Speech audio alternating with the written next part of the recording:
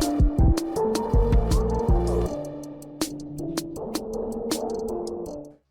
Minnesota Vikings just released their first official depth chart before their Week 1 game versus the New York Giants. What's going on, everybody? Welcome in the Vikings Now by Chat Sports. My name is Patrick Siepman, and coming up on today's show, we're going to be going over every single position group on offense and defense, and I'll be giving you guys my thoughts on the Vikings' first official depth chart. But before we dive into that, guys, Week 1 is here, and we got our first subscriber battle of the year. And we're taking on a powerhouse here at Chat Sports, Giants Now, New York media. They are a massive channel here at Chat Sports, and we got a Week 1 sub battle going on right now, and we are losing. So I'm asking for you guys' help. If you guys have not hit that subscribe button just yet, or maybe this is your first time coming across the channel, please subscribe today. I would really appreciate it, and maybe we can top Giants Now in subscribers ahead of Week 1. So hit that sub button. Let's dive into the quarterback room here first. No shockers here. Sam Darnold listed as QB1, Nick Mullins at QB2. And then, if you guys didn't get the news a couple weeks ago, Brett Rypien is actually quarterback 3 on this roster. I was watching Hard Knocks last night when he was cut by the Chicago Bears, and he just seems like a really good guy. You know, he was pretty heartbroken about being cut by Chicago, but he's also very excited to be in Minnesota. So instead of Jaren Hall, the Vikes are going to roll with Brett Rypien as QB3. And when I think about the quarterback room, this is all I think about. The Vikings' success this season, offensively, comes down to how Sam Darnold plays. You got 2 tackles. You got some great tight ends. You got the best non-quarterback in the league in Justin Jefferson. Great number 2 receiver in Jordan Addison. A great running back in Aaron Jones. A great play caller in Kevin O'Connell. All the success, all the expectations of this offense are right here on Sam Darnold's shoulders. If he plays well, this offense will be top 15, if not top 10 in the National Football League. But if he puts up a stinker and he looks like who he has been in the past years, this offense could struggle, and we could potentially have another quarterback starting, about midway through the year. So all of the success, all of the expectations fall on Sam Darnold. But let's kick it to the running back room here. Pretty empty room. Vikings did end up cutting they cut Myles Gaskin. He returned to the practice squad. Cut Kene Nwangwu. He was actually signed by the Saints, but he failed his physical. So he is still out there on the market, but as it stands right now, Aaron Jones, RB1, Ty Chandler, RB2, and then C.J. Ham manning the fullback position for this Vikings offense. I do want to get you guys this quick note here. Kevin O'Connell in a press conference this week confirmed that Ty Chandler will be kick returner number 1 this week versus the New York Giants, which kind of goes back on what Kwesi was saying a couple of days ago when he said Myles Gaskin will be the main kick returner and RB3 for this team. So I'm just going to take KOC's word for it. I think it's going to be Ty Chandler returning kicks this season, and I'm cool with that. But the one negative part about that is, let's just say something happens to Aaron Jones on Sunday. Then the only true running back you have in Ty Chandler is also your main kick returner, and obviously on kick returns, injuries are at a way higher risk, and the NFL has tried to combat that a little bit. But still, you don't want, ideally, your main running back to be the main kick returner as well. So will the Vikings make a move at the running back position or the kick returner position? We'll have to wait and see, but it looks like heading to Week 1, it's going to be Ty Chandler as the kick returner and Aaron Jones being the top back in that room. But let's kick it to wide receiver here. We got the new headshots. I just realized that, actually. Justin Jefferson looking good. He's rocking the bling in his profile pic for us here at Chat Sports, but he's wide receiver 1. Addison's wide receiver 2. They did not specifically have Jalen Nailor listed as wide receiver 3, but that's what I'm going to probably lean towards, that he gets the nod over Brandon Powell, Trent Sherfield, and Tristan Jackson. But when I think about this room, you know what you got with Jefferson and Addison, especially with Addison is healthy, which he is fully anticipated to play Week 1. It's going to come down to the other guys. It's going to come down to Jalen Nailor and Tristan Jackson. Now, both these guys look great in the preseason. Jackson found the end zone 3 times. Jalen Nailor averaged 23.5 yards per catch this preseason.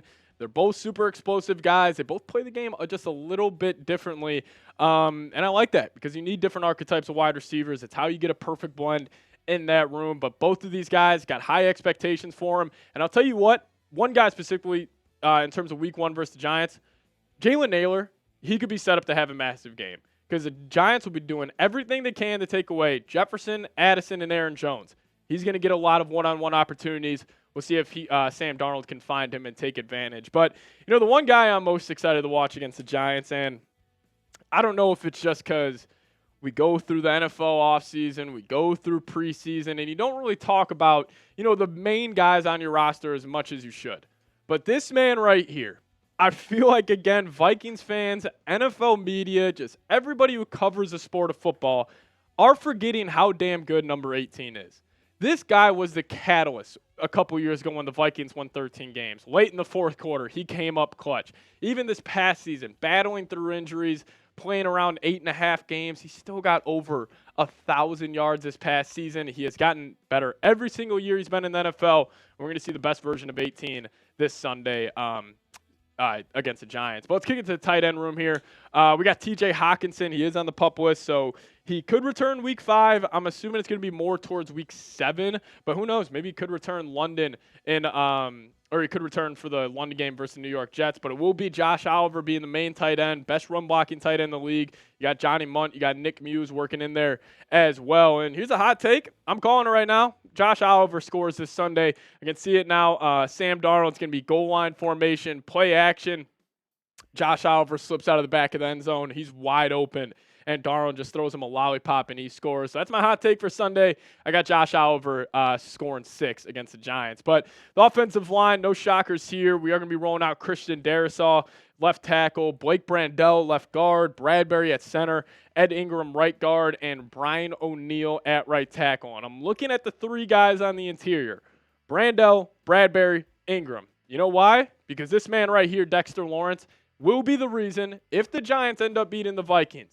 It will be because of this guy right here. They call him Sexy Dexy in New York, and he is fantastic. He is the best interior defensive lineman in the league, in my opinion. I would even take him over a guy like Chris Jones.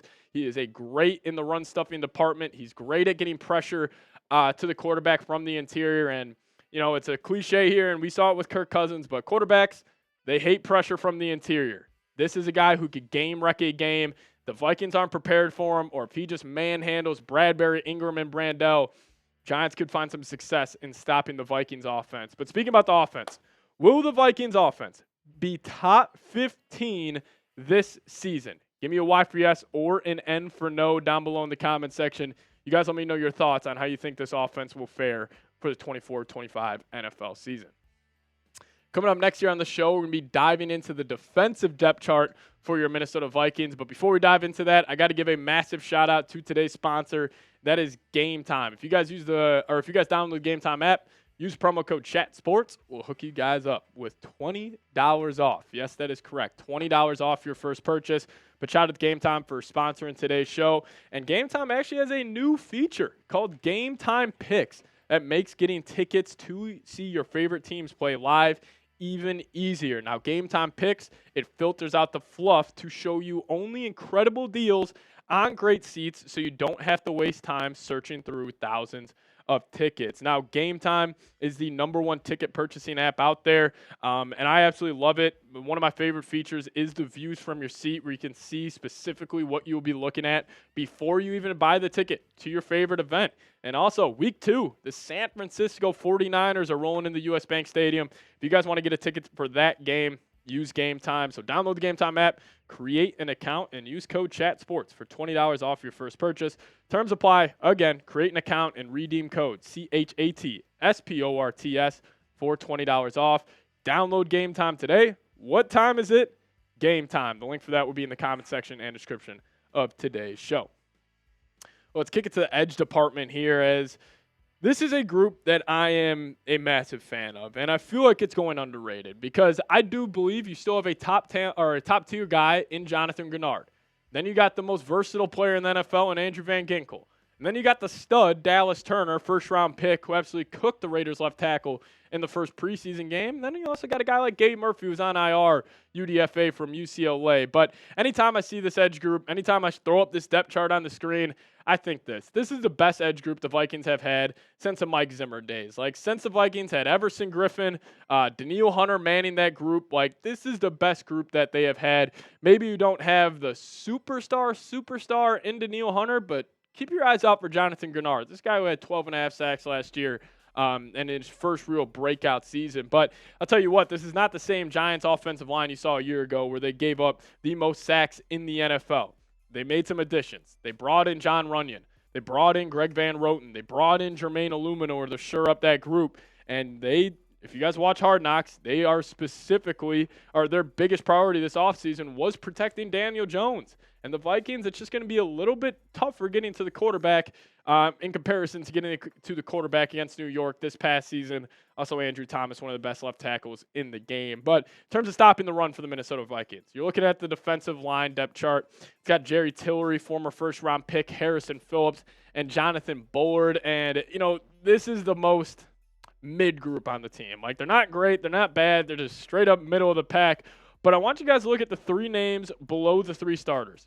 Levi Drake Rodriguez, Taki Taimani, and Jalen Redmond, and check out what Brian Flores had to say about them. He said, this trio of D linemen has done a really, really fantastic job of coming in and learning the system. Their ability to apply it in real time, in games, and on the practice field has been real good. I'd be comfortable about putting any one of these guys in there. They've dominated the preseason. They all look good. I'm excited to see if any of those guys will get some real rotational reps this Sunday versus New York. But let's kick to the linebacker group here.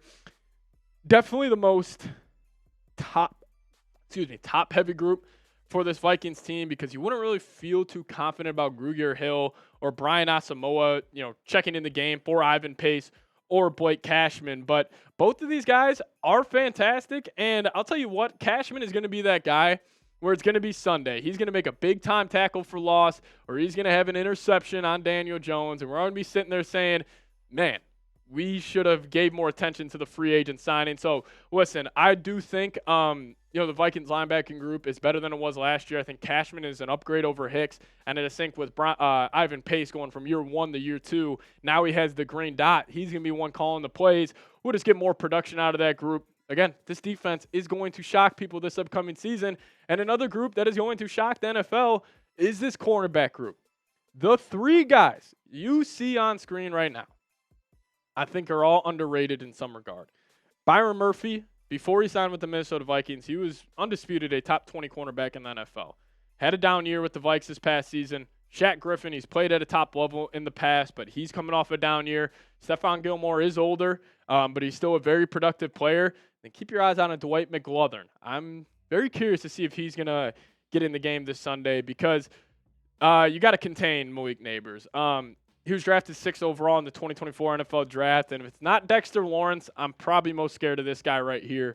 He is electric with the football in his hands. He can take a 5-yard slant and take it to the house, very similar to OBJ. My player comp for him coming out of college was Jamar Chase. He is very similar to him, very physical runner, but also he's got some top-end speed, some unreal hands. He can really do it all at the receiver position. And there was a big reason why people were debating who should go number 1 off the board at the receiver position, him or Marvin Harrison. So the Vikings cornerbacks are going to have their hands full with Neighbors this Sunday. But let's kick it to the safety group. One of the better positions on this Vikings defense. You got Cam Bynum, Harrison Smith, Metellus, three-headed monster. I don't really have a specific position for Metellus as he just plays every position on this defense. But even a guy like Theo Jackson and Jay Ward, excited to see those guys work in there. And when I look at this group, I think about this question. Who is picking off Daniel Jones this Sunday? Is it going to be Smith? Is it going to be Bynum? Is it going to be Metellus? Or is it going to be somebody at the cornerback position? But, my prediction, I went with Stephon Gilmore a couple videos ago. I'm going to ride with the old-timer. I'm going to ride with Harrison Smith. I think 22 is going to get an interception this Sunday versus Daniel Jones. That's what I'll say.